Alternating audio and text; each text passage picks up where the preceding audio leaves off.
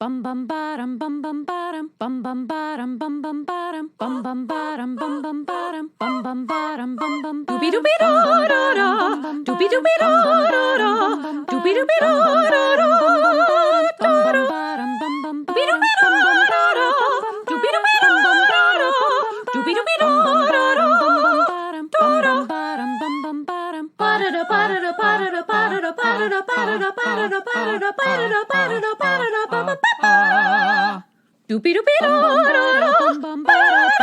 You are now in session with the Comic Book Couples Counseling Podcast. I'm Lisa Gullickson. I'm Brad Gullickson. And each month we evaluate a different iconic romance within the four-color realm. In this episode, hello, Snack. We are reaching for those tongs and clawing our way out of our personal voids and into our creator corner, where we're talking to Kevin Alvir about Lisa Cheese and Ghost Guitar, Attack of the Snack from Top Shelf Productions. We are back from New York Comic Con, and with that, our con season is over. Of course, it's not over for you, the listener, because we are bringing back, like we did from San Diego, many conversations, including this one with Kevin Alvir. That's not true. The conversation that the listener's about to hear we had like a month ago, but we did see Kevin at New York Comic Con, and it was a damn delight. Yeah, we saw him on Sunday, the last day, and we ran into him and Luca DeBoo in the artist alley, not too far away from Kevin Eastman's table. And on Sunday, it was definitely not as busy as Saturday. But it was still pretty darn packed. Yeah. But that did not stop us from like just setting up camp and just chit-chatting for like 20 minutes. I mean, it was borderline rude to the other artists, but there's nowhere to go. There's something about Kevin.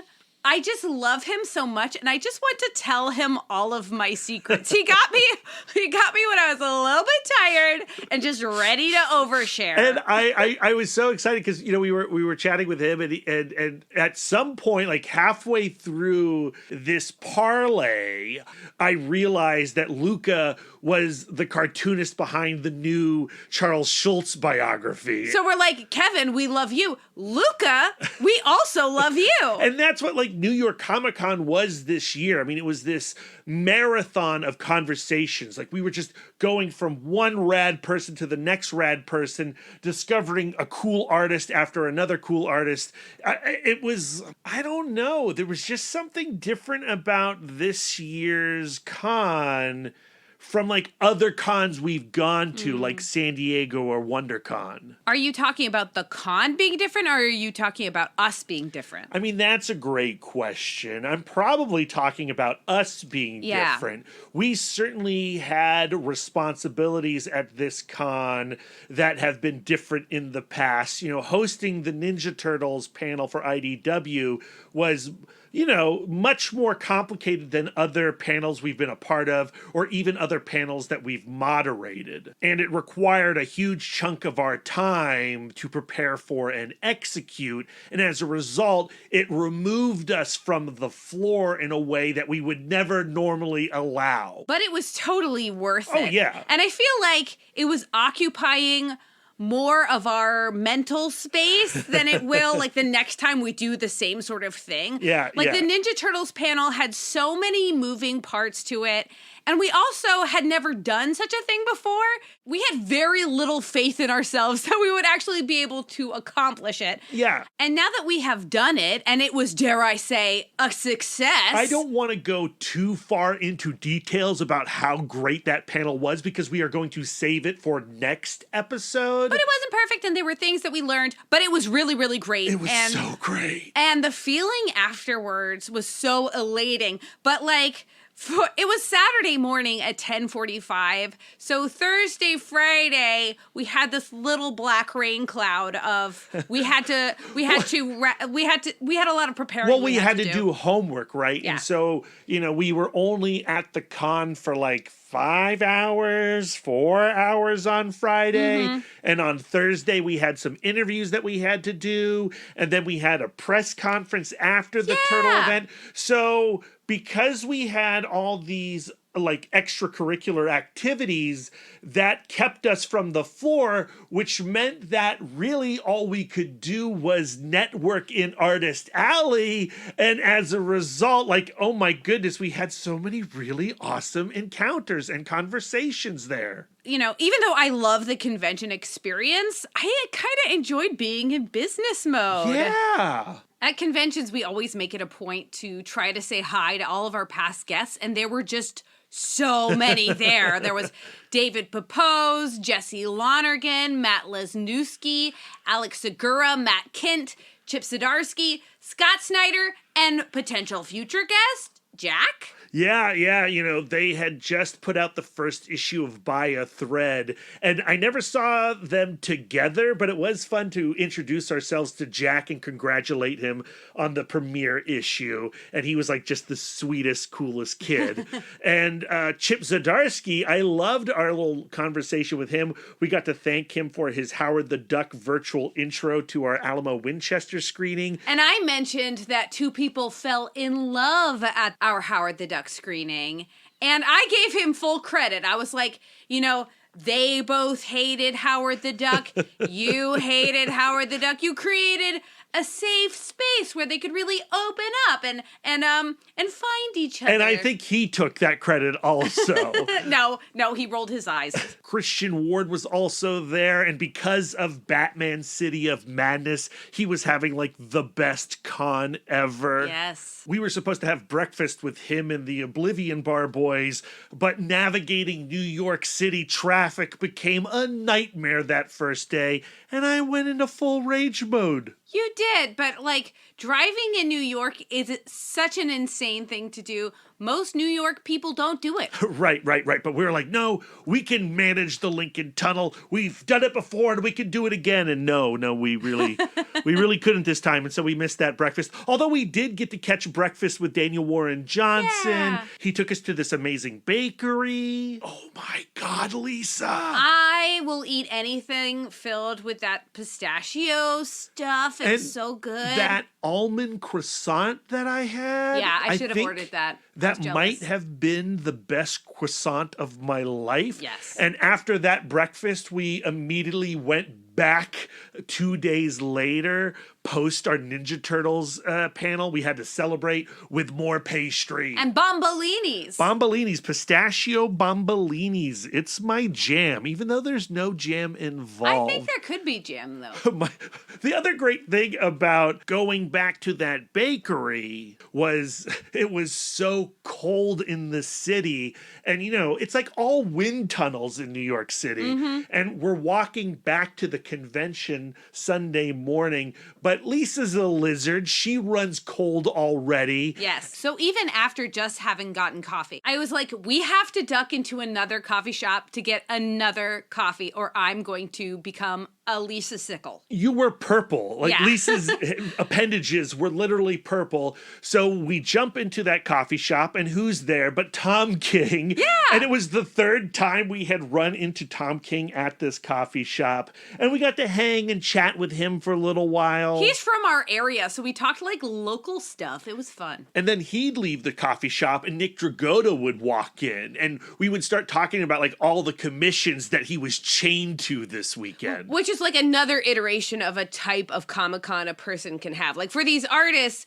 it's like they're saying hi to you and they're signing your books, and then they're like furiously drawing to fulfill all of their commissions. And sometimes it's just like, I got to do all this back at the hotel because I can't do it and interact. Yeah, like they need their concentration. Like this is something they usually do sitting at home alone anyway. And it reminds me of like when you were in elementary school, and even though you would be doing fine in math, if the teacher comes up and asks you to do something in front of the class on the board, it's like, do I even know how to math? But also when you're up in that hotel room doing one commission after the other, you have to constantly remind yourself that this is a unique item for one passionate fan, and you have to inject that energy into each piece. And that's a lot of pressure on these artists. I can only imagine. No, thank you. And like we didn't commission much this year. We actually commissioned only one item. But we really put the screws to this artist. We asked for like the hardest thing to possibly draw as a commission. And,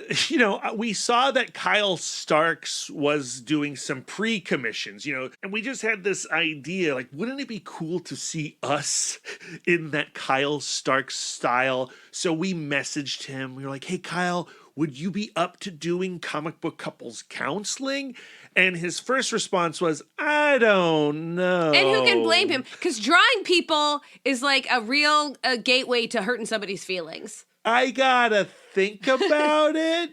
And then maybe like 5 minutes, if that, went by and he went, woo, let's do it. Yay! Good thing we are human caricatures. So we finally make our way over to Kyle's booth in Artist Alley, and we just start chit-chatting. We're talking about this incredible year that he's been having with Where Monsters Lie, Peacemaker, I Hate This Place.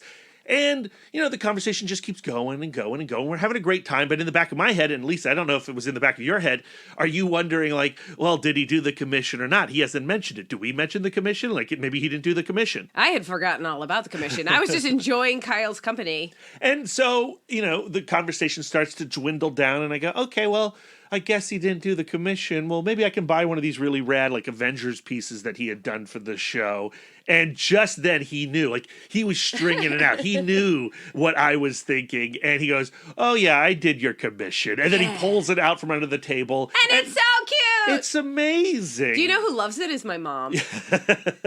We were talking to her on the phone yesterday. My parents also liked it, but it seemed like your mom really loved it. And we love it. We're going to have to get it framed and put up in the Love Nest. I will have links in the show notes for you to see it if you haven't seen it. We've put it up on like all of our socials. Like our eternal thanks to Kyle Starks for doing a caricature. Yeah. We would not ask any artist to do, like, it seems like the most vain thing. Yeah, where people are like, I want an icon, like fantastic, like the Fantastic Four. And we're like, I would like me, please, a little bit more of me. But Kyle is so special, and his art is so, like, specifically, like, our vibe. It just I'm not going to lie, Lisa, though. Like, I do kind of want comic book couples counseling in every artist's style now. Yeah, really? I definitely do. And yes, it is vain. And guess what? I'm vain. And speaking of vain, we also finally met Dan Slott in person. And what did I do immediately? Show him a picture of me. I was like, are you about to call Dan Slott vain? No, yes, it's you. Yeah. Silver Surfer 200 with Lisa in the Don Greenwood cosplay in the back. We had been to other conventions that Dan Slott was also at, but some of those, like, we hadn't had him on the podcast yet, and I didn't know how, like, wonderfully friendly he is. And, like, I would just feel like, I love that run of Silver Surfer so much that the stakes of meeting him were, like, weirdly high for me. Right. So then once we actually enticed him onto the show and we had that incredible episode with him talking about Silver Surfer, you felt like, okay, now we're buds. Yeah, the barrier had been kind of broken down, but I still was, like, super giddy and awkward. And, like, when I had the page with me marked on it, and he was like, so do you want me to sign this page? And I was like, no, I just wanted, like, because the last thing I want to do is be like, hi, Dan Slott, writer of Spider-Man and Silver Surfer. You know me. You know what I mean? So I'm like, but he did. He did. And he recognized us immediately when we walked up to the table. Mm-hmm. And, we had Silver Surfer 200 with us. We got that signed. We got a couple other Silver Surfer comics signed. Yeah. And then we asked for a picture. And he's seated at his table, and he was kind of like squished in with all of those like comic sketch art people, and he could not escape it. So I suggest that we get down lower so that we could be on his same level. But instead of saying, oh, well, how about we just get down on our knees, I'll say, comic book couples counseling will get down for Dan Slott. And you turned to beet red. Yeah. And we took one of those wonderful, awkward booth photos. Yeah, I love it. And I'm going to cherish it. I really am. No. And he was really kind of us to give us an advance copy of his new Doctor Who comic, which Once he's Upon so a Time proud Lord, of. which he is incredibly proud proud of. Christopher Jones, the artist, was also selling copies at his booth, so we were able to go then get it signed by Chris Jones, and he was also a really cool dude. Being at New York Comic Con is like being at Disneyland, where you go like, let's go to Cinderella's castle, and Chip and Dale are here, and also Loki. You know, it's like every corner you turn, there's someone you're excited to meet, and it just seems so magical. And, you know, San Diego Comic-Con will always be like our big first con experience. It's like where we fell in love with conventions. But the Artist Alley at San Diego pales in comparison to what's going on at New York Comic Con. So, like, if Artist Alley is your thing, you gotta go to New York Comic Con. Another great thing about New York Comic Con is, like, it feels like all of the comic book podcasting world is there, and we got to see everyone in person, and it was fun to hear their voices come out of their faces. Yeah, we got to meet these people for the first time in person. People like the Comics Pals, Sal and Tiffany from Comic Pop, Media Lunch Break, the Comic Bin Podcast, Read from a Bite of The Power of Friendship. And in a lot of cases, we learned them to us through the Awesome Power of Comic Book Podcast panel that Botter hosted on Saturday night. And I gotta say, like, this panel felt like a party compared to our Ninja Turtles panel, which we stressed over. But once that went so well, it put us into this euphoric state. So when this panel came around, I was loosey-goosey and ready to receive and give love. Well, that's because Botter did the stressful part. He literally, like, he pitched the panel. He put together the presentation. He was in contact with the audio people and all of that stuff. So all we had to do was show up, which was really, really nice. And if you want to hear this panel, you can do so right now via the short box. I'll have a link in the show notes for that as well. And Aaron and Chris from the Oblivion Bar and Troy from Previews World, they brought so much to this panel. Like, I felt like I barely even talked, and I felt like I was a member of the audience up on the panel, and it was really nice. It was so fun. And afterwards we got to go out to dinner with the Comics Collective people, whom we love, Dallas, Ann, and Lexi. And like, sometimes it's so weird because we live with these people on our social media and on our podcast feeds and going like, Anne, I've never actually poked you. And I was just like, poke, poke, poke. Yay, right, poke, right. poke, poke. Like, same with Lexi. And same with a lot of these comic book podcast people, right? Like, you have built these friendships online so that when you actually meet in the, quote, physical space, end quote, it doesn't feel like you're meeting them for the first time. It's this really strange sensation, but I kind of love it. And it was that way with our listeners too. You know, we would be like flipping through a long box and Gianni would stop us and go like, Comic Book Couples Counseling? We're like, who are you? He's like, I'm Gianni. And you're like, oh, Gianni, you know, like, let's get a photo with you. Hey, Gianni's dad, snap our picture. It's just so strange and wonderful. It's like homey and comfortable. So comfortable, in fact, that you will just steal a burger right off their plate shamelessly. I did not steal Doug's burger. Doug from For Every Kind of Geek. I ate his fries. And pickle. And his pickle. I had ordered the fondue burger, but I didn't know what the heck the fondue burger was going to look like. So when the waiter brought me a burger, I just assumed that was my burger. So I started eating those fries. And then they also brought the fondue burger, which was obviously a fondue burger. Because it came with a pot of fondue. And it was hollowed out so you could pour fondue into the center of this burger. By the way, it was repulsive. But, you know, I give that burger back to Doug, and I was like, Doug, I did eat like half your fries and your pickle. We can trade out these fries. He's like, it's all good. I was like, if you say so. It was your mistake that you had a bad burger, because Dallas and Addison, who live in New York, were like, this is the burger you should order. This is how you should order it. And Brad's like, I'm going off book. I'm doing my own thing. When you see on the menu fondue burger, you're like, well, that sounds crazy. It's filled with cheese. But that's literally, that was all that was in that burger was cheese. There was like no other condiment. It was just too much cheese. When it comes to like getting a burger at the right temperature, the last thing you want to do is cut the center of it out. Yeah. Because that's the only place that retains heat. So this burger looked like a donut, and then you poured molten lava cheese into the burger. What I want to know is who gets to eat the middle of your burger. That's the best part. That's like a perk. That's like a perk of that job, that you get to eat the middle of a bunch of Dum-Dums burgers. Well, I won't order a fondue burger ever again. And Doug, this is my official apology to you for eating your pickle and all your fries. The cocktails were great. Cocktails were awesome. So good. And it's not New York Comic Con without hanging out with Guido, Rob from Dear Watchers, and Elliot from famously Elliot Comic Art. Like, it was fun to celebrate our, like, 1 year-ish anniversary of being, like, in-person friends. And I kind of wish we had more time with them. Like, we're going to specifically drive to New York just to hold hands in a circle with those guys. And that was our New York Comic Con. It was really darn magical. It was fun to refill our well of, like, we're going to be telling those stories all year round. Yeah, absolutely. And this was our last con until 2024. That feels a little strange to say, but this has been the best year of comic book couples counseling's lives, and New York Comic Con might have been the best con experience of our lives. Cherry on top, but also like the nuts too. It's like everything that makes an ice cream sundae a meal. Okay, yeah. Yes, yeah. There's nutrition in there, is what I'm saying. Fiber. Now on to the main body of this episode, getting back to Kevin Alvir and his new graphic novel, Lisa Cheese and Ghost Guitar, Attack of the Snack.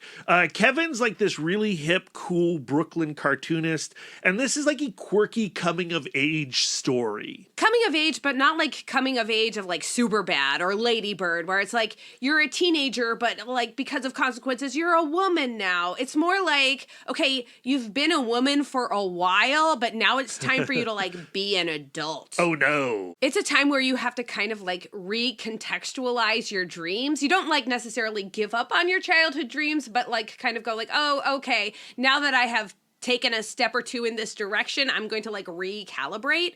Lisa Cheese is a unicorn from the Paprika dimension, which is kind of like a castles, feudal kind of thing. And she moves to Earth City in order to become a folk singer. But once she has settled down and taken a look around, she goes like, okay, I don't know if folk singer is for me, but I definitely don't want to go home again. So she's like very much in transition, trying to figure out who exactly she is. And she stumbles into a war. A burger war. Yes, an evil corporation is trying to take over Earth City by feeding it dark magic-laced burgers, turning people into burger minions. And the way we've described this book in the past is it's as if Jack Kirby was tabling at the Small Press Expo in Bethesda, Maryland. It has all the kinetic action of a Fantastic Four comic.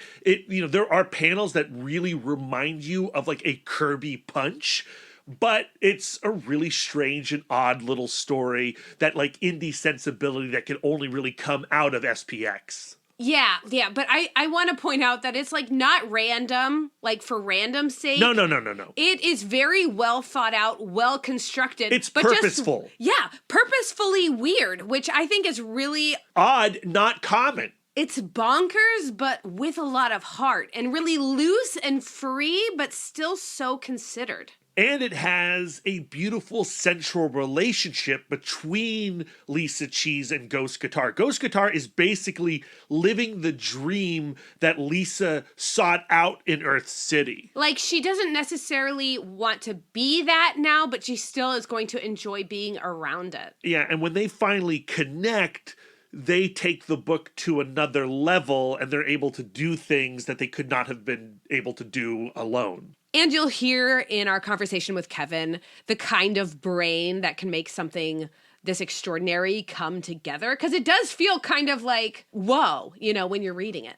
Yeah, and I think it's that collision of this deeply personal exploration of self smashed in with Jack Kirby's sensibility. And a third thing, though, that's like Powerpuff Girls or something. It kind of reminds me of like Scott Pilgrim, how Brian Lee O'Malley is like, okay, relationship book like blankets, but also there's going to be anime in there and video games and fighting. It's like, it's grounded, but then explodes upward in such a spectacular fashion. And I think it can serve as a gateway for various tastes, right? Like, Yeah. so if you're a Jack Kirby maniac and you want to dip your toe into like the SPX world, this is perfect for you. And if you're an SPXer and you want to like, you know, bring a little superhero-ness into your life, this is the way to do it. Just like Lisa Cheese is in transition, this book is at the transition of so many genres that it's like an entryway point for so many people.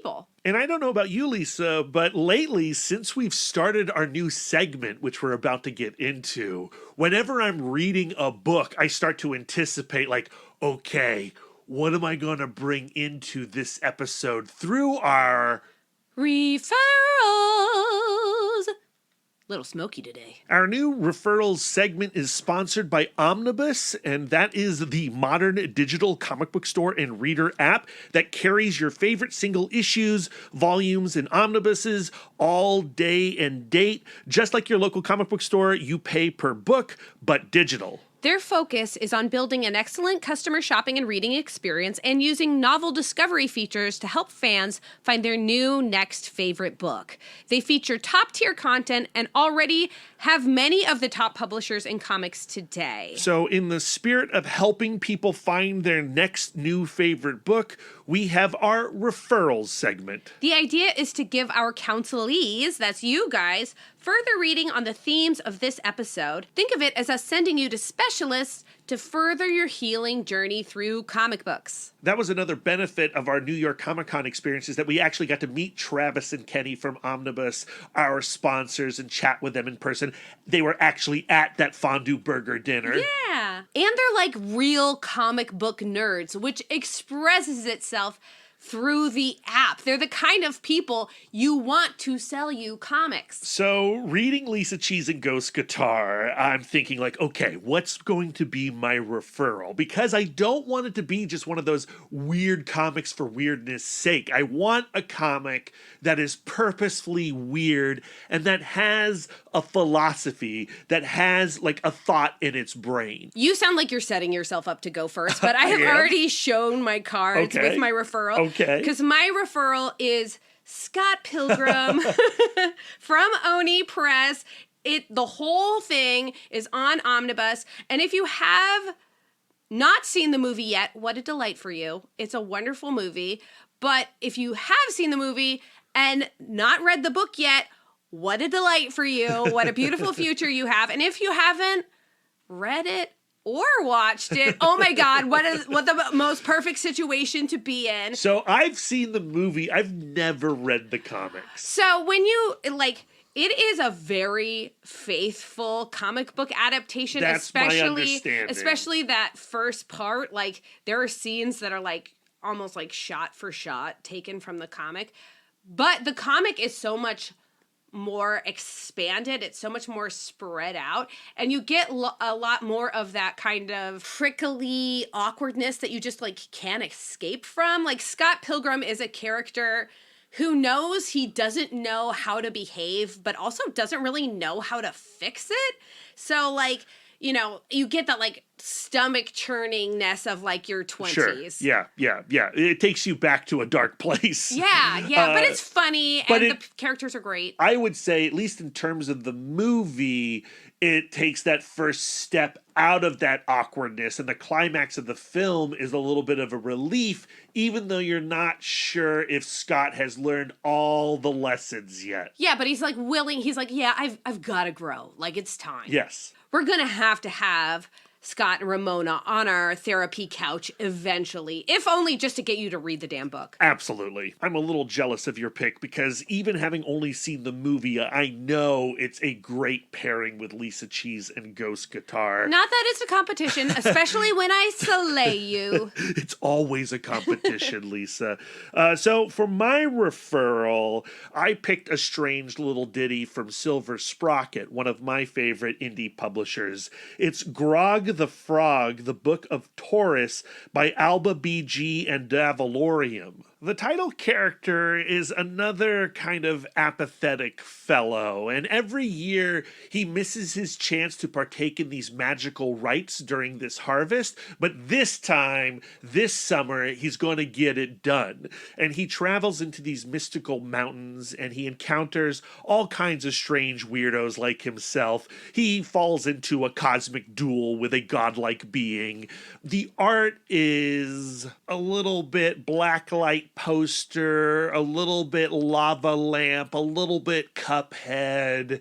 It's gorgeous, it's quirky, but there is a purpose to that quirk. It's about looking inward and confronting those dark, negative aspects of yourself, of striving to be a better person than you currently are. And that is why it pairs well with Lisa Cheese and Ghost Guitar. Yeah. We were really of one mind.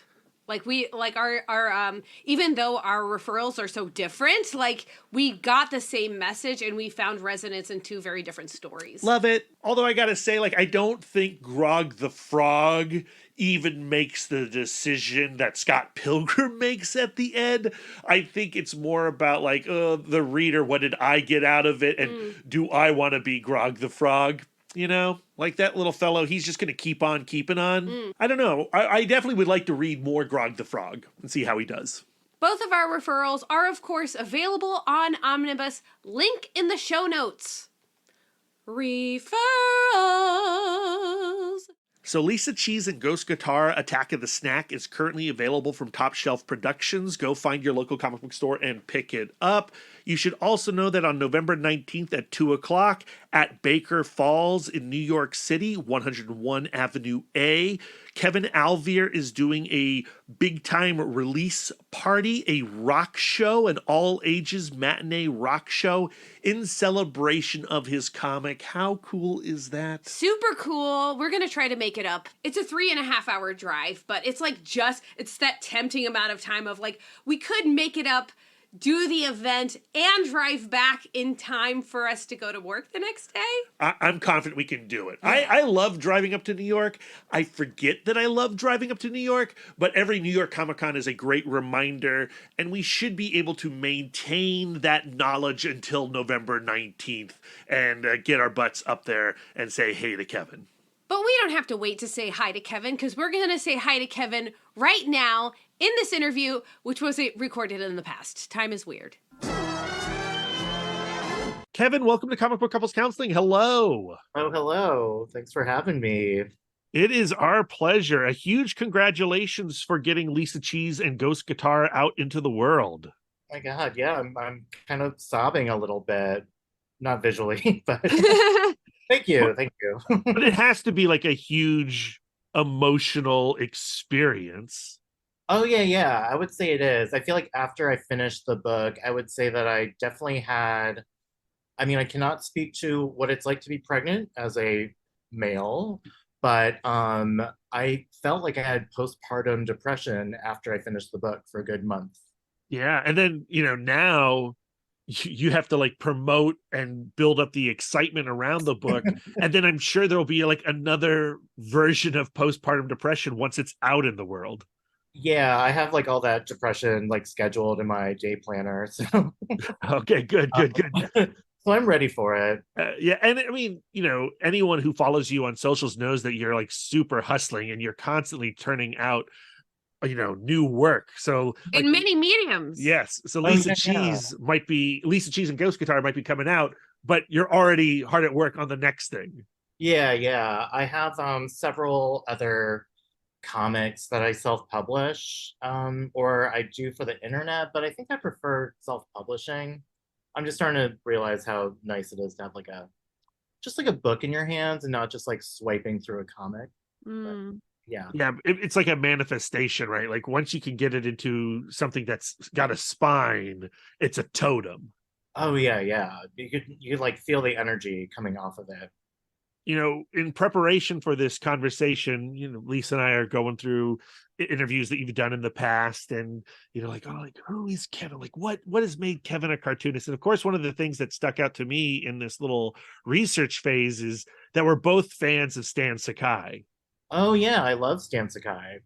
What's your like Stan Sakai origin story? Because Stan Sakai's been around forever, and Mhm. I feel like we kind of take him for granted as a cartoonist at this point, but people are still discovering his work. Yeah, I mean, there's a certain timelessness to like what he does, but I mean, my history of being a Stan Sakai stan is that I mean, I was a Ninja Turtles cartoon guy, so like I was inhaling all those action figures in the Usagi Yojimbo episode. I mean, I was like all about, a rabbit samurai, and I really enjoyed like that whole concept. And I feel like I don't know, the comics read so well. And I don't know, I feel like I could pick up like any chapter and just like read it. And I don't need to like figure out like where in the soap opera I am. Yeah, we talk about that all the time with Usagi Yojimbo, where he like those comics are the most generous to new readers, and Yeah, I yeah. feel like what's kind of cool about your work and the way that you present it, especially on Instagram, is that you can get like a little piece, and that little piece is enough. Like there's not a huge barrier for entry. Right, right. Yeah, I love that quality. I always think about like I mean, I feel like, we're going back into my childhood. So I think about like watching Batman the animated series, and like you could watch like the Poison Ivy episode of whatever, and you don't have to know like much else outside of that episode. It all just like is contained within that snippet. So I try to emulate that. Yeah, and when you are then formulating the narrative that is this first volume of Lisa Cheese and Ghost Guitar, you're now like committing to a story. Yeah, yeah. And what are the pressures of that versus presenting like a little piece here and there of Mm. their story? Yeah, I mean, I have to think about more of like the saga of the general character of like Lisa Cheese and Ghost Guitar, about like kind of like what is their overall like life story, I guess. And this is like my first time doing like something that's like long form. So definitely Chris Staros from Top Shelf is like a great coach for me to be like, all right, like we're looking at this part of their life, and next time we dip in, we haven't even talked about what would be next, but I imagine that conversation will happen someday. But um yeah, I guess it's just thinking about like what makes Lisa Cheese, and sort of, yeah, just like having to think about their life in a zoomed out version. Like, where do you want it to end? Like, I don't know. I feel like I'm kind of mythologizing sort of my own journey of that is kind of reflective of whatever Lisa Cheese is going through. So when I think about that, it's like it's not like I came of age like in the matter of like 11 chapters. I was like, well, I'm done. Like, close the book, let's start a new thing. It's kind of like I came of age like incrementally, and I still don't necessarily know if I have come of age, but there's definitely like incremental things that you experience as you kind of like come to discover yourself. It's interesting that you say that, because I find the character of Lisa Cheese so relatable. Yeah. Because there really is two plots to this story. There's the plot of there is, this evil corporation that is using dark magic to create these burger minions. There's that thing. But then there's the story of Lisa, who took this huge step in her life. She left her home dimension to be a folk musician in Earth City, and nothing has gone the way that she's planned, but she also feels like she can't go backward.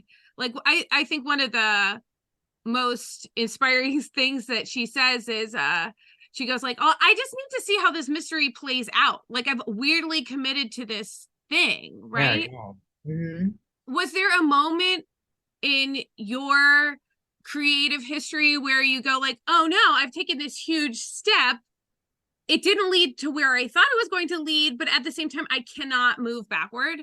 Yeah.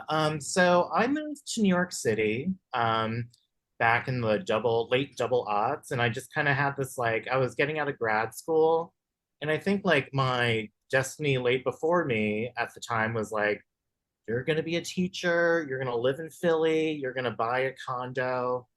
And I just kind of felt this internal like, if I do that, I feel like my body is gonna revolt. Mm-hmm. So I really was like, I feel like I need to live my life because I feel like unlived if I don't.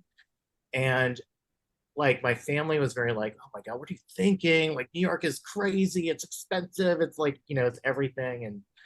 And I was like, I need to do this, and I don't know why. And everybody was kind of like, well, see if it works out. It's gonna chew you up and spit you out. So I made that jump. And then there was like a time in my being here in New York where like I was here trying to start a band, and that band kind of fell apart. And I was like, I don't want to go back to Philly and just kind of be like, all right, I guess I'm going to go back to school and buy that condo or whatever.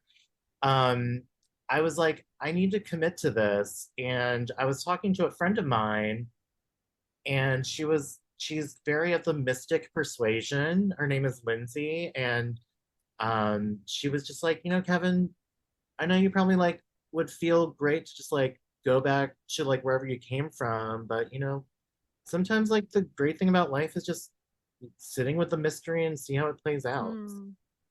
So I mean, that's what I wrote into the book. Yeah, like Lisa has so many expectations put on her, like the expectation of her parents who are like, in our family, like we're conquerors. That is the expectation. And then she has her own personal expectation, like I'm going to be a folk musician. But then she turns out to have like this tremendous talent for defending snacks. And like I think about like where like like I look at your bio and you have all of these amazing credits and amazing things that you've done.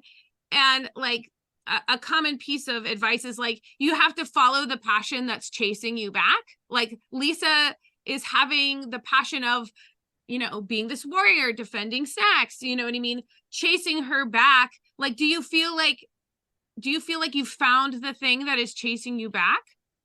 Yeah, I feel like I have. And I feel like I've been doing it all along. I think it was just me finally like owning it and just being like, yeah, this is kind of like, I mean, I know that we're trying to figure out what like Lisa's story is, but I feel like I was starting to kind of get to my own like idea of like, oh, like this is yeah, there is something that I'm like attracted to and I need to live out. And I think this is just how it's written in the sky, maybe. Because I do kind of believe in that sort of stuff. So I just feel like kind of following that invisible voice, or that sort of invisible force that kind of keeps you going. And I think that's kind of like what I love about Lisa Cheese. I feel like she really is about not, and even just like for her, and then even like helping out like the roast pork bun bakery. Like, she wants them to be able to like do what they're put here to do. And I think that's like kind of her mission is what she's finding. There's this other element to Lisa Cheese, though, where she has a bubbling rage that will overflow occasionally. And I find those moments to be some of the most delightful in the comic, and also the most relatable. Yeah.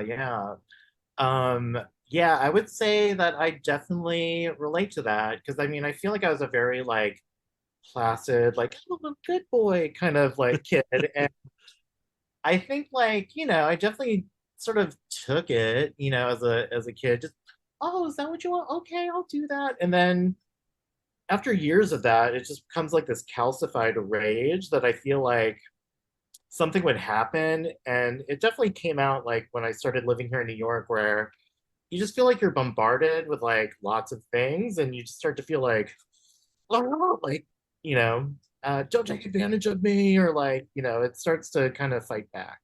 For Lisa, she is experiencing it as rage, but like I see it as like that's actually her passion. And I was going to say superpower, it's her right? Like it does develop.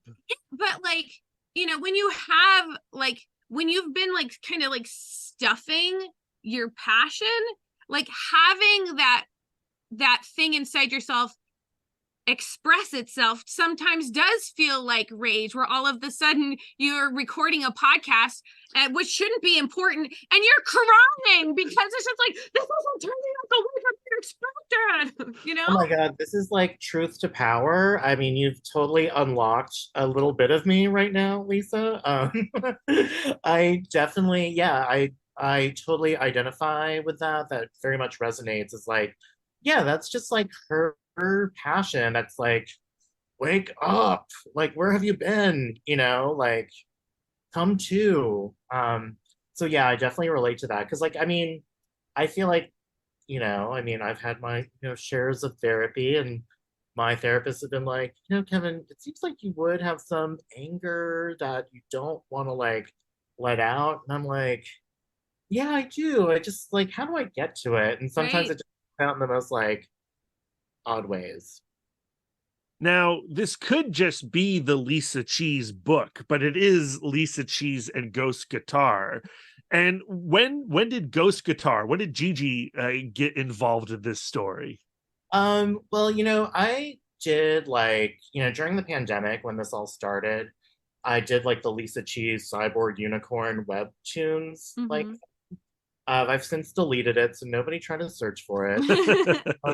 But I also like on the side, I was like really into like the mystics and spirit, and like I love like Doctor Strange and like this like cosmic supernatural kind of side to like superheroes.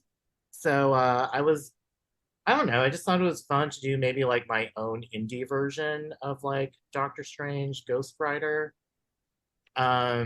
So I kind of did like little mini comics for myself. And I mean, sort of like maybe a boring story is that I was meeting with Chris from Top Shelf, and I gave him like a packet of like Lisa Cheese comics, and I gave him like a packet of Ghost Guitar. And he was like, I love Lisa Cheese, but I also really love Ghost Guitar. And I feel like he was like, let's combine them. Like, let's have them like be together in this like shared universe. And in the webcomic, in the webtoons thing that I did, Ghost Guitar was there with Lisa Cheese. Um, so that isn't far off from like the original intention. But yeah, it was just like a side character just to like sort of open it up to like not just like urban sort of living, but also like a supernatural side to things, which I'm very intrigued by. I feel like you did such a great job in setting up the world building for this Earth City multi-dimensional universe. Like, because you give only the most essential exposition where it's just like, just enough to expose there is an internal logic, but literally anything can happen. It's just like, yeah, it's this way, but there are also demons and we're just kind of used to it. And like, that's just enough to like peek behind the door and go like, madness can ensue. Like, how intentional was that world building? Are there parts of the world that you're hiding, or are you just giving yourself like, or have you just given yourself this like super long leash to do just whatever? I would say A and B, Mm. like keeping some of it hidden and also just giving myself like a long leash. Because I don't know, I just felt like when it came down to like, again, when I was talking to Chris, I was like starting this book and I was like, what do I do? And he was like, don't think about it, just like draw, like see what you're drawing and just like see what you're drawn to. It was like a really cool intuitive like guidance from somebody who I thought could be like, you're gonna do like this, that, and the other. And he was just very like, just vibe it out.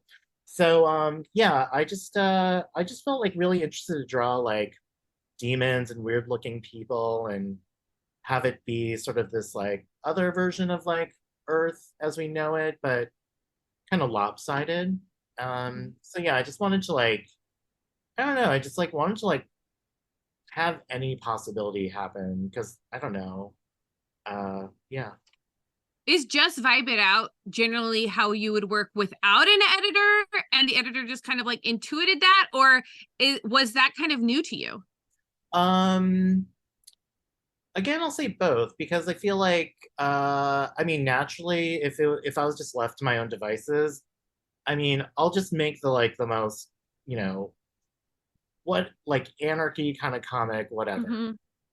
And then with like some editorial sort of like insertion, uh I mean, I think like what's so great is that Chris kind of just understands me. So he's just kind of like, yeah, just go in that direction. See what feels groovy. And I was like, cool. And I mean, he's also very like, that part's not working. So let's like rework that. And I wasn't like, how dare you? It was very easy to just be like, all right, cool. I guess I'll just groove in a different way and make that work. Um, did I answer the question? Yeah, You yeah, did. yeah. Yes. Like I just wonder, like, you know, this is your first like full length book, so I go like, did you have like a certain expectation of what Chris would be able to do for you? Like, oh, finally I'll have an editor and they'll help me work on this part of myself that like as a storyteller I want help, or you know, like sometimes it's just like it feels good to like have constraints in a Oh, storytelling format. yeah. I actually did not expect to have. Actually, I've never worked in like the comic book uh, world or graphic novels world. So having an editor was like a little new to me. I mean, this whole process was kind of like, oh, this is what happens. Mm-hmm. Um, I kind of thought that like, you get things from like Fantagraphics or Drawn and Quarterly, and it kind of seems like, we just felt this, we did it. So I didn't really understand like what was going to happen, but Chris likes to have some editorial input, so there is kind of like a seal of approval on everything that happens. But I feel like I really welcomed it because I could very well just like do some sort of like wild comic, and maybe it might not make sense, but uh, it's cool to have somebody to guide me, to actually teach me how to like sort of think about story in a different way that maybe before this I didn't really know what to do. I just think about Lisa at the beginning of the book, like coming to Earth City and going like, becoming a folk star, folk singer, household name seems pretty straightforward to me. I just go and I do like some open mics, and just opportunities will like just start opening up for me. Yeah, and that's And not they did. they did, but not the ones that she thought. That's You know? true. Yeah. Yeah, it's yeah, I mean, I would say like that kind of happened for me. Like I came here with like, oh well, I'll come to New York with like some idea of like, oh, I'll do a band. And I mean, that's like what I did when I lived back in Virginia and DC. Like I always like had a band that I would like play out with in Arlington. Um, so when I moved to New York, it kind of seemed like, I guess that would happen. I mean, I naturally do that, and I guess I could like find people. So I guess that there was like some trust that like something would happen. I just don't know how exactly that would play out. So that kind of plays into like the scary part of it. It's like, Mm-hmm. Well, yeah, that's what I'd like to just explore a little bit. This the scary side of things. You connect with Top Shelf. You now have an editor. The experiences that I've had with an editor, especially early on, like I hated it. Rebel tendency over here. Big time rebel tendency, and I didn't want anyone's input. And whenever I got input from an editor, I resisted it or I challenged it. And it took a long time for me to realize that maybe they weren't my enemy. That they're there to help. And it sounds to me that you and Chris connected very well almost instantly. But yeah. Was there any kind of anxiety once you were at Top Shelf? I would say that probably after I almost finished the book, I started like investigating like what's the lore of like Top Shelf, because like before this, I had like a few books from the Top Shelf catalog that I was like, oh, I like this, and I feel like if I were to do a comic, yeah, I'd probably send it to Top Shelf. And I didn't know about like the the culture around it. But you know, I've had a lot of collaborators in the past that are like, no, and like, don't do that. And it feels very like direct, like, uh, direct, like, I can't say the word right now, but direct sort of like, Kevin, you suck, or like, what the Antagonism, right? Like, yeah. yeah. And with Chris, he was very gentle, and in the sense that he was like, here's my advice, and you could like not take it. And like he gave me an out all the time.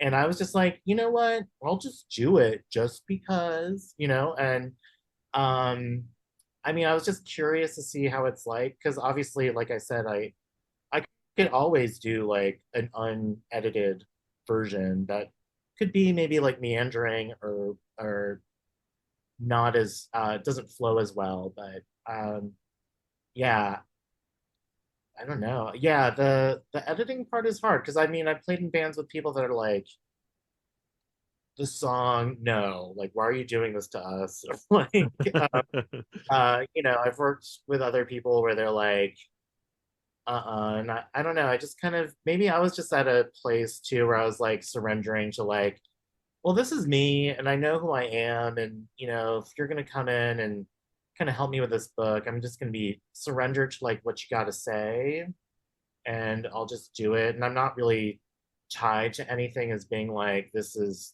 like what needs to happen. It was all very much in support of like, well, I just want to tell like the best story, and I want to like learn how to like tell the best story I can. So I was just really open to it. Usually I wouldn't be, and usually I felt like I was like with people that felt like they were just making more of a comment about my skills and personality or something. Yeah.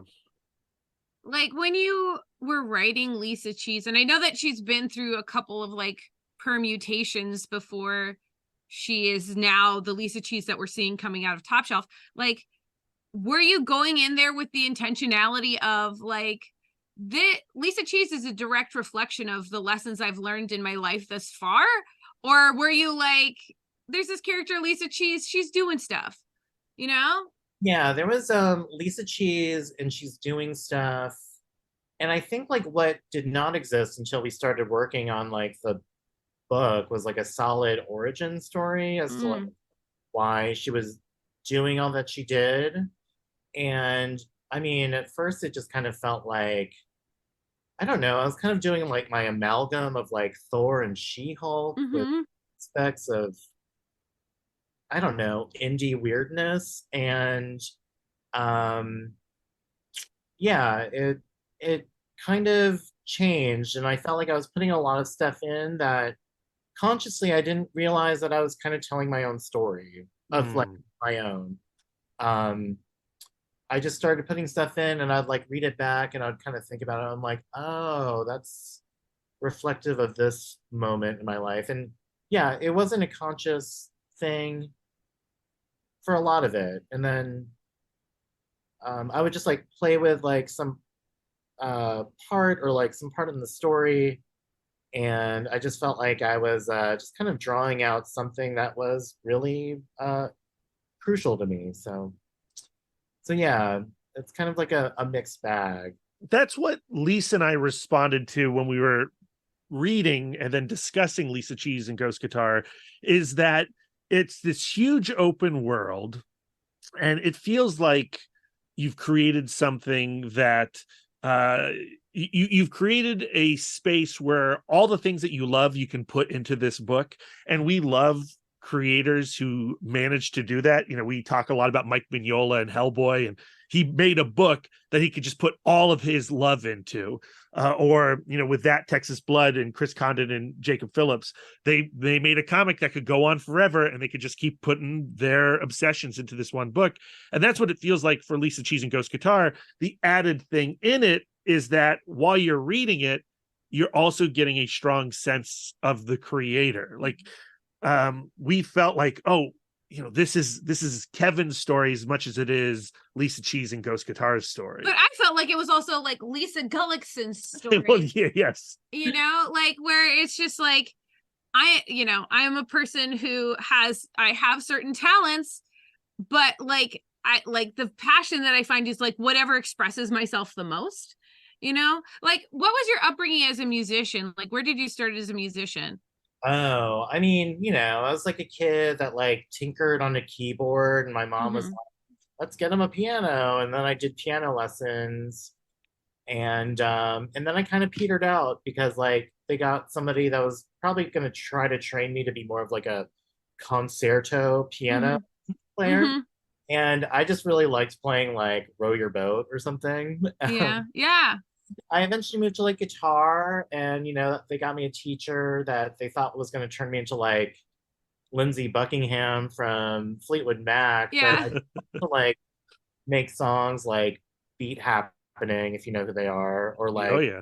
Daniel Johnston or something, where it's like I just kind of want to like strum and kind of like hum some dumb stuff and make that meaningful. I Yeah. see a lot of Daniel Johnston in Lisa Cheese and Ghost Guitar. Now that you say that, Yeah. yeah, there's connective tissue there. Yeah. Like, what's the most direct line from my heart to your ears that doesn't take a lot of like direct virtuosity? Like, I love comparing your other work to Lisa Cheese because you can really actually just draw anything. Like, how did you come to the look of like Lisa Cheese? Um, yeah, well,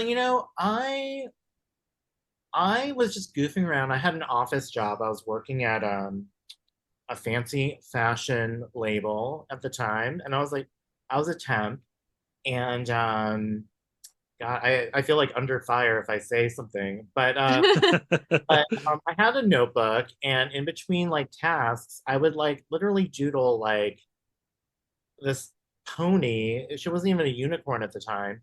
A pony with like office wear, kind of just talking about how boring like office life can be. I guess I just wanted, I don't know, I thought like a pink turtleneck was just like really funny, and I love Adventure Time. And Mm-hmm. like what I was saying with like drawing in my notebook is like I just like that was like the thing that got me back into drawing, because there was a long decade where I did not draw Mm. between college and when I was like working at Woo! and um, and I just started like I was inspired by like Adventure Time's kind of like openness to kind of draw whatever dumb thing. So I just thought it was funny to just draw like a turtleneck on a pony. Yeah, it's just so loose. Like, it's so it's it's beautiful and it's colorful, but it's not like belabored, which you Yeah. are capable of. You could do something super sharp and specific if you wanted to. Yeah, I mean, there's definitely like a client, like, I do like dog portraits and people portraits, and I do like other kinds of things Right. for people.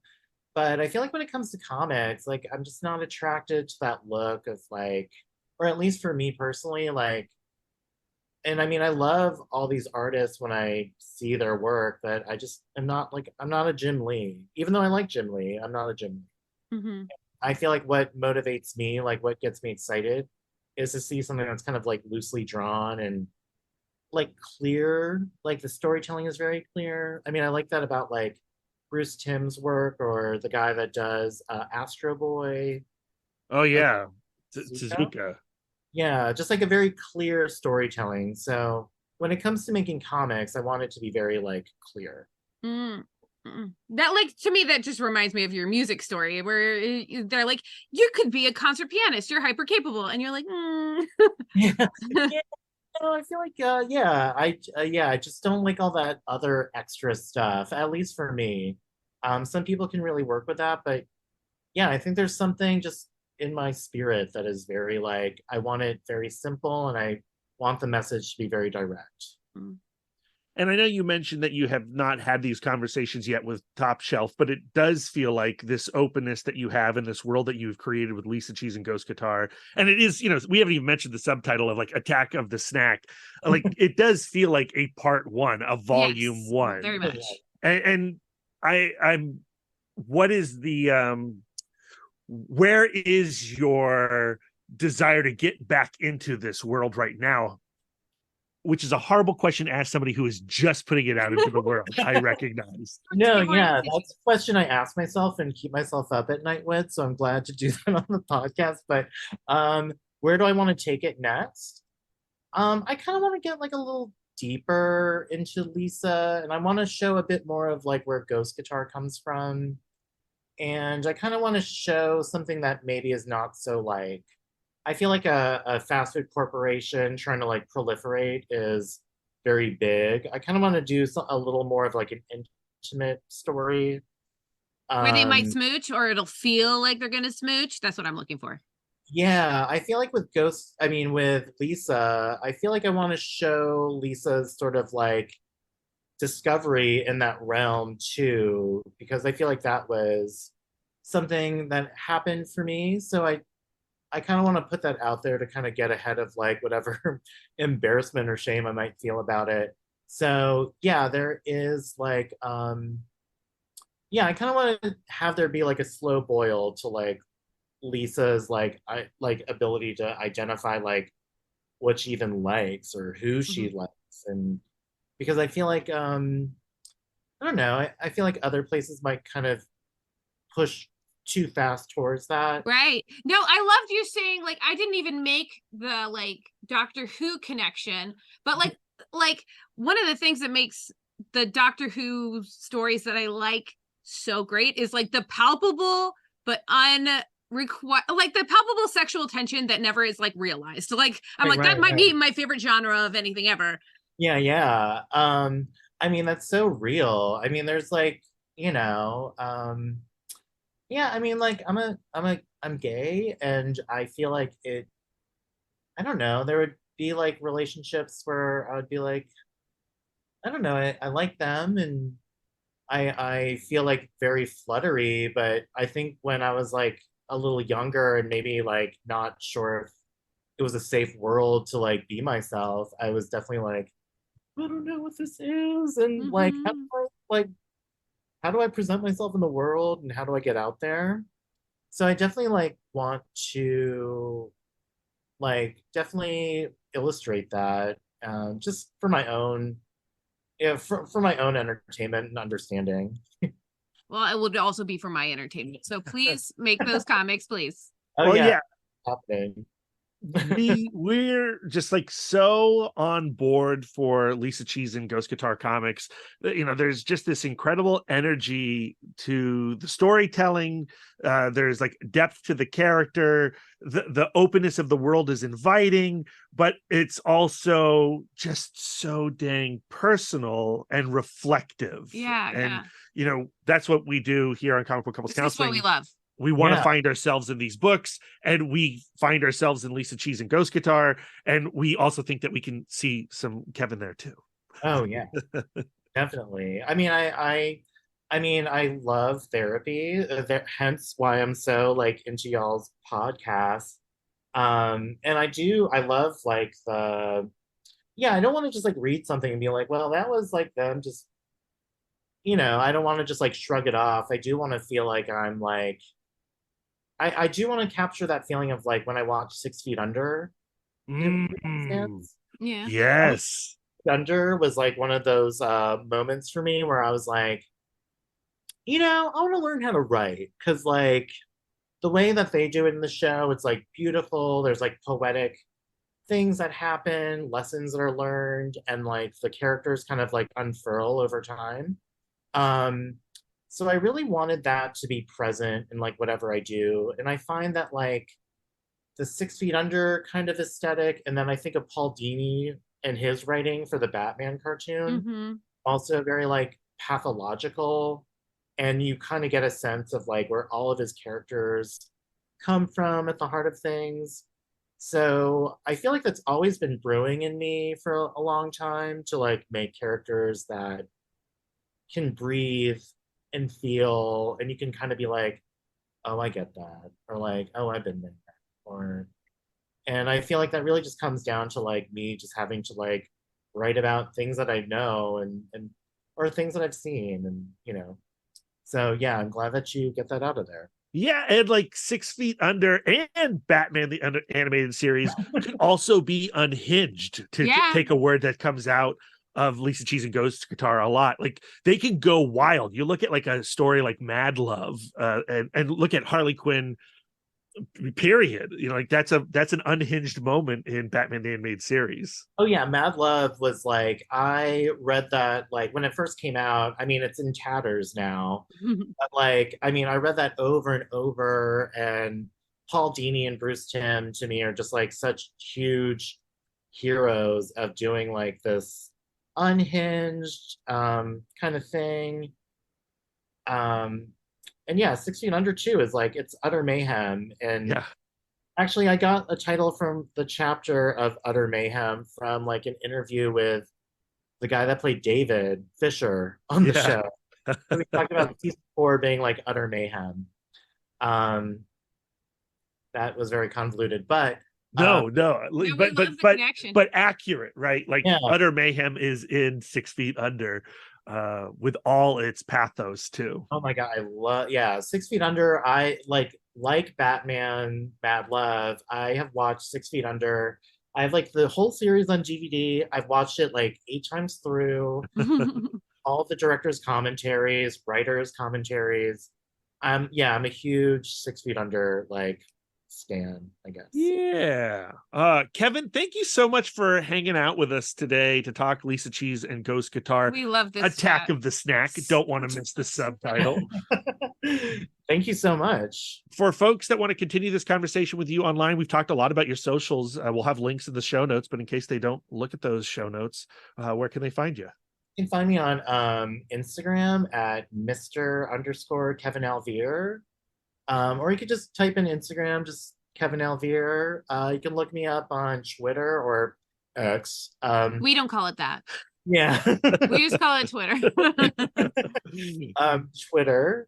I forget what my name is there. There's Calvir Comics, and then there's like I am the Keviverse. Actually, just find me on Instagram. I'd much rather build a community over there.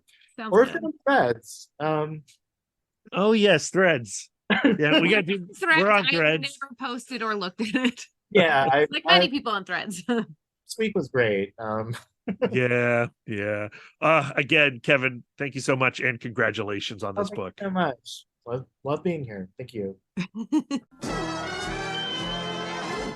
And there you go. Once again, Lisa Cheese and Ghost Guitar, Attack of the Snack is now available. And make sure to head up to New York City for the rock show on November 19th. I loved what Kevin was saying about how being a little bit punk rock, being a little bit rough around the edges, created like a shorter thread between his heart and the reader. Like, virtuosity has its own space, and it is extremely like expressive. But just because you are capable of virtuosity doesn't mean that that's what you are locked into doing. Like, that doesn't need to be your pursuit. And it's not more valuable than the rougher around the edges art form either. I love that he's also a musician, so he could explain it in musicians' terms, where like they were trying to turn me into a concert pianist, but I really loved playing Row, Row, Row Your Boat. I loved playing what was easy and fun to play. Like, when I ended up going to music school, I did opera not because I had a love for opera, but that was what they were offering at the one school I auditioned at. Right. And I sometimes wonder what kind of musician I would be if I did not take that weird left turn in my musicianship. I'm a little bummed out that we didn't break out the Zoom recorder when we were in Artist Alley with Luca and Kevin, because you continued that thread of this conversation at New York Comic Con, and you took it to some real raw places that are probably not appropriate for the podcast. But as a fan of you and as a fan of Kevin, it was like. I mean, I hate to even say this because the listeners can't partake in it. We've walked some similar roads and gone in completely different places. Yeah, and listeners, longtime listeners will be able to like piece things together and figure out where that conversation at New York Comic Con probably concluded. But that conclusion at New York Comic Con was the true end to the conversation that we started here. So maybe we just need to get Kevin back on the show at some point to get the ending of this conversation on the record. But also, we might not want to share that. Not all of it. Not all of my stuff. But that's the beautiful thing about talking about stories is that the conversation is never done. Like a thread of the conversation that we had with Kevin on the floor, we then took into our interview with Sean Kittleson. Yeah. And so it goes back to that idea of like, we talk about stories because we are noodling on ourselves and our own existence. What a great way, Lisa, to tease upcoming episodes. So our next conversation will be with Kevin Eastman, Yes. talking Teenage Mutant Ninja Turtles and what he thought of the Mutant Mayhem adaptation. In that episode, we will also talk about our panel experience at New York Comic Con. We will have conversations coming up with G. Willow Wilson talking about The Hunger in the Dusk and Sean Kittleson talking about Heart Attack. And that Heart Attack conversation is a spiritual sequel to the conversation we just had with Kevin and a sequel to the conversation that we had with Kevin in Artist Alley. That's what I love so much about comic book couples counseling is how an idea that you noodle on with Tom King and Mitch Gerrits will then develop further in a conversation with, say, Kevin Alvir, which will then go into Sean Kittleson. Yeah, that's what's so much fun about comic book couples counseling. And we're still trying to figure out the scheduling of all those New York Comic Con conversations. Some might appear in the Patreon feed. Some might appear in the main feed. We also have an epic ultimate conversation with Chris and Laura Somney talking about John and the Impossible Monsters, as well as a conversation with Junie Baugh talking about his new graphic novel, Mobilis. Those are definitely coming in the main feed. We've got a lot going on. Todd McFarlane talking about Spawn 350. Howard Chaykin talking about his Kickstarter, Fargo. It's overwhelming, frankly. Overwhelming for us, but hopefully very whelming for our listener. I hope that they come away from all of those talks very, very whelmed. Okay, Brad. Yes. Where can our listeners, I generally have something cute. I have nothing on deck. Where can our listeners send their words of affirmation to you? You can find me on most social medias at MouthDork. If you have words of affirmation for our logo, you can send them to Aaron Prescott at A Cool Hand Fluke. And if you have some words of affirmation for our radical banner art and show posters, send them to Karen Charm at Karen_X-Men fan. Lisa, where can our listeners send their words of affirmation to you? I'm always accepting words of affirmation at Sidewalk Siren on Instagram and Twitter. If you'd like to spend more quality time with us, you can subscribe to us on Podbean, Spotify, YouTube, Google, Apple Podcasts, or whatever app you prefer. We're everywhere.